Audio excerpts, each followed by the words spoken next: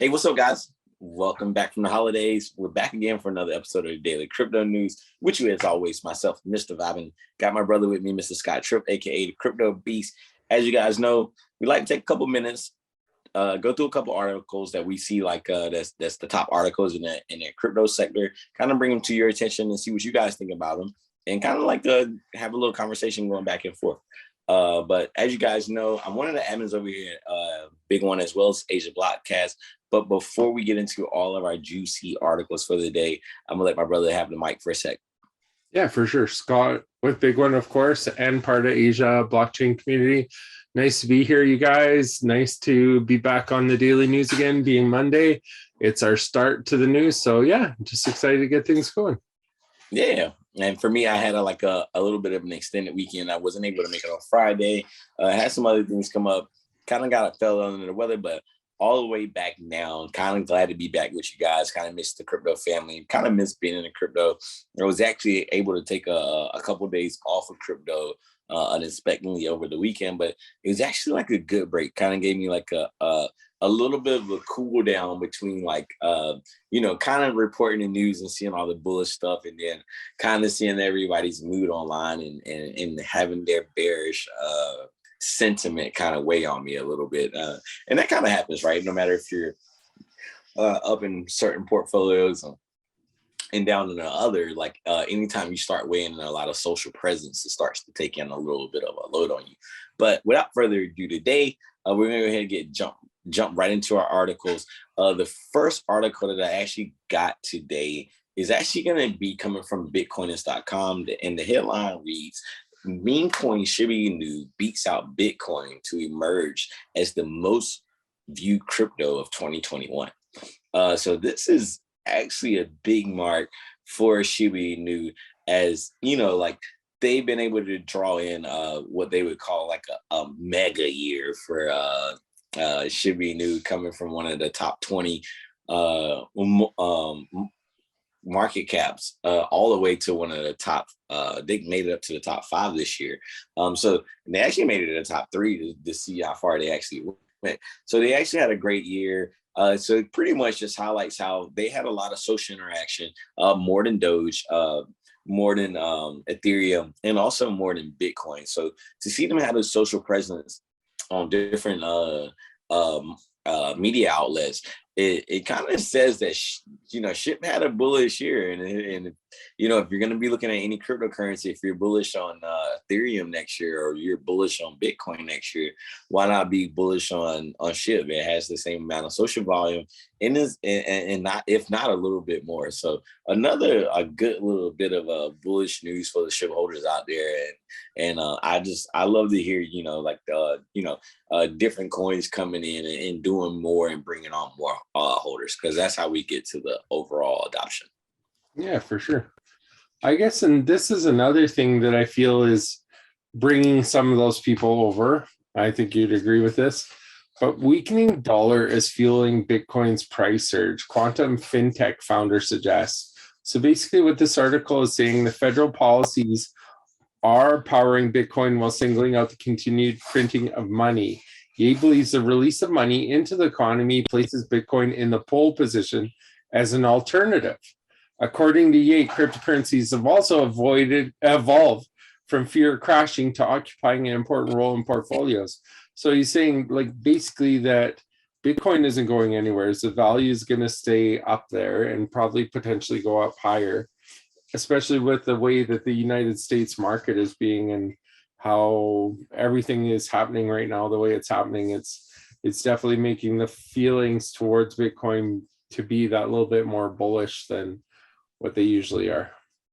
I would that's actually kind of funny, because it kind of leads me into my next article. But before we jump in there, I just want to weigh in on the topic. It's kind of funny when you say, the way the US plays into this, and with the inflation rates is going as high as they are, and you have half of the governmental party saying that it's transitory and the other one saying that it's not. This actually leads for a lot of room of which side to choose, or confusion. And what we do in confusion, we print money. brr, that's our thing, is the BRRR, the brr, that actually comes from the States. We actually print a lot more money than we're actually allowed to print. But this kind of plays into that same thing where we're printing 40% of all the money that's ever been printed been printed in the last 2 years, Scott. Yeah. Think about that. So if you don't, and when people say they don't understand inflation, even here in the States, we're taught so much about we're taught so least about basic economy that when you tell somebody that, they think it's a good thing. And it's like, like it's horrible. What are you talking about? So the hedge would be, something more stable, and we're trying to look for something more stable than the dollar. Currently, Bitcoin seems to have that edge, right? And altcoins seem to have that edge on Bitcoin in a sense. But the reason why I thought this was like, you had that article, it kind of ties me into my next article, is because 7 NFL players this year actually chose to take their wages in crypto rather than cash. And and that's a big thing. And those 7 players was Aaron Rodgers, Tom Brady, Odell Beckham Jr., excuse me, Trevor Lawrence, Saquon Barkley, Sean Culkin, and Aaron Jones. So to see these players go out, and even though this is a small quantity of the players that are in the NFL, and no matter what their stature is, whether they're one of the top players or one of the not, the lower players on the tier, we have to take in consideration that they understand economics a little bit better than most, right? Where they're taking something that's a little bit less controlled, and actually saying, hey, look, let me get my payment in this year instead. And there was a lot of reports in the beginning that it was only like they were only taking this in Bitcoin, but some of these players actually took this in Solana. Some of them took this in NFTs and other various altcoins.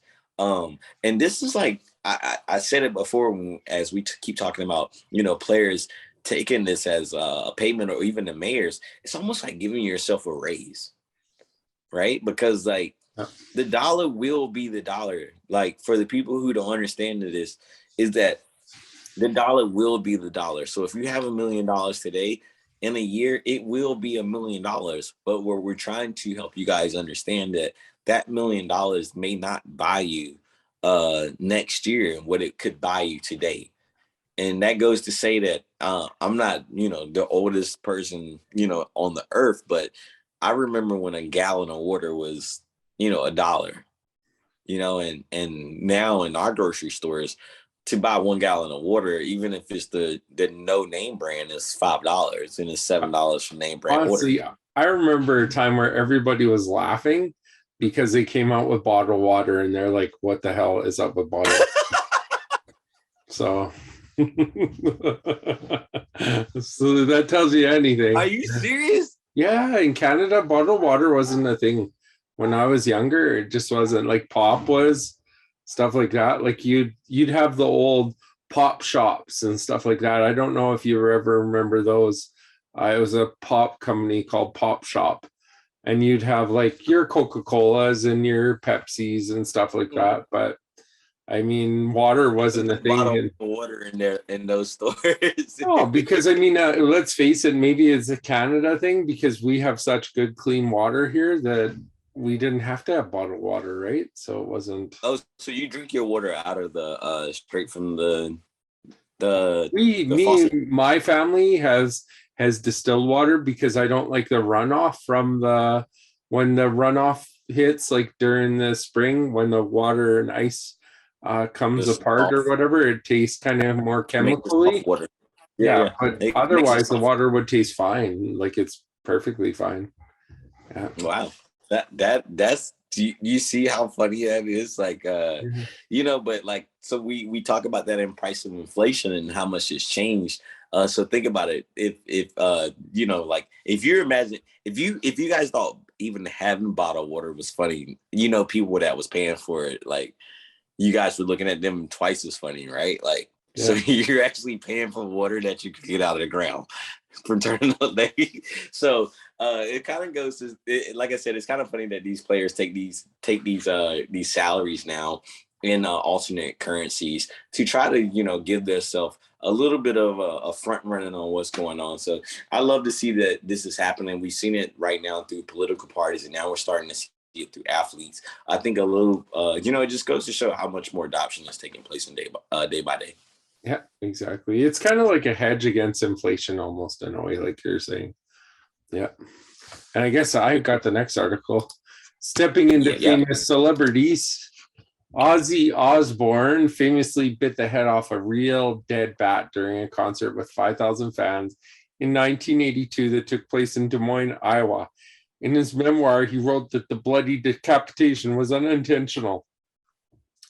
But through this forethought of his, I guess, or his action, he has decided to make a foray into the crypto industry with the launch of Cryptobatz, a collection of 9,666 non-fungible tokens. The great Oz has put quite a lot of effort into the collection, given that he created it himself. Osbourne told the Rolling Stones that he decided to launch his own NFTs after his wife Sharon Osbourne talked him out of buying a Bored Ape. I've been trying to get on the NFT action for a while, so when I asked Sharon for a Bored Ape for Christmas, after several failed attempts of buying my own, she said no, so I decided to create my own. The drop comes with a twist. Owners will be able to create a new NFT called Mutant Bats by mutating Cryptobatz with other collections, which is really interesting, and I think it's kind of cool. Yeah, man. Ozzy's one of those guys that I kind of grew up watching, and he was like this a little bit older school for me, but as far as his music, but kind of like got introduced to him in his retirement stage, and he had like a family show. The family was it was pretty wild family, to say the least. I wouldn't expect. I mean, the collection 666, they're kind of a wild bunch, right? I don't know if he has, the mental capability to actually produce NFTs, but I think that his family, displaying his legacy and then being able to make this artistic and ongoing from different ages. I think that's incredible of the family. I think they've always done a really good job of highlighting Ozzy in his career and kind of like letting his talent shine and being like the next level, which is the family, to kind of resurrect to his fans and new fans about some of the legacy. So to see him come out with NFTs, I think that's one of the things that we can say where you being able to get some of the older school people to tie into the new school thing, right? Where you're taking this old fiat money and teaching them that, or these old deals with record labels and teaching them that could be NFTs, and it could be a longer legacy for the family all together. So I think that's amazing news for the Ozzy family. I always smile when I talk about them just because like I just remember the show and Sharon and the kids, like how the kids used to just drive Ozzy crazy and some of the things he would say. And he kind of reminds me of one of those like Howard Stern type of guys, right? But nonetheless, really good character. Well, to jump over to my last article for the day, actually going to go over to Cointelegraph. The article reads, crypto exchange Kraken's new NFT marketplace to issue loans. So Jesse Powell said that the exchange will expand into a marketplace for NFTs backed by loans in 2022. So it looked like Kraken's going to go ahead and join that party or that marketplace party and kind of introduce NFTs to their marketplace and back them. Back them with liquidity, kind of like back them with loans. And what does this mean? This means that potentially the way we stake our fungible tokens now, we wouldn't have to essentially stake a non-fungible token to get a loan for it. We would use it as collateral where you could take your NFT to their marketplace, get a loan from it. Potentially that loan would be backed by an NFT that they bought prior, right, to equal or more amount of or less amount of value. Your NFT would be equal to less amount of the value that they were, going to back it by. And what does this do? This is going to give them rights to your NFT if you don't pay back the loan, and they have an asset to back it towards. So this is kind of a win-win. I love what they're doing. I love how exchanges are taking on this this deed of being the marketplace. I think it's kind of unfair that individual projects all come out with their marketplace, because your marketplace doesn't market the market, for every NFT, right? And until that happens, or until you have the volume or the customer base to do that, that's going to be hard for you to. It's going to be hard to kind of fathom or kind of like give your clients the urge or the sense that they need. This could influence whales in a sense, Scott, where a whale could come in to, or be on, something like Kraken and say that, hey, I have this NFT that I don't mind doing loans against, but I don't want to get above my NFT. And I also don't want to stake my money for an extended amount of time. I think that this is that NFTs give a new kind of a rule in a sense, Scott, to what DeFi is and what DeFi was. And that's why I think when it comes to regulation, it's kind of hard to regulate, because there's so many different levels. And by the time you figure out tokens, then you have to deal with NFTs. And by the time you deal with that, you got to deal with metaverse. And by the time you deal with that, you're going to have this next thing. So I think that, you've seen these exchanges, these big exchanges get involved with not only NFTs, but NFT marketplaces. Scott, these are the new exchanges. Let's pay attention to what's going on. These aren't marketplaces. These are exchanges for NFTs. Exactly. And they will impact the markets and what they do, as long as they, like, if people are following what they're doing. Here's another thing that I think could heavily impact Telegram anyways for the moment. I don't know. You probably already know about this, but I went in and changed my settings because of this. But warning, hackers target crypto wallets through Telegram using Echelon malware. So basically, these cyber criminals have been increasingly turning to blockchain technology and cryptocurrency in recent years in order to generate quick profits. Consequently, experts had discovered that malicious actors are now actively using Echelon malware with the auto download functionality of Telegram, according to a research from a leading bug bounty platform for blockchain, Immunify. Specifically, this malware is a kind of program engineer code that has a variety of capabilities to compromise the data and privacy of a user's computer or mobile device. I guess they just go into these chats with this file called Smoke Nights, and experts have warned that individuals could exercise caution when dealing with the malware, since its ability to acquire information about non-custodial cryptocurrency wallets as well. So they're saying that this thing, they just throw it into a chat, and if you have auto download turned on, it automatically will download on your computer, steal your wallets, and they'll clean out your wallets.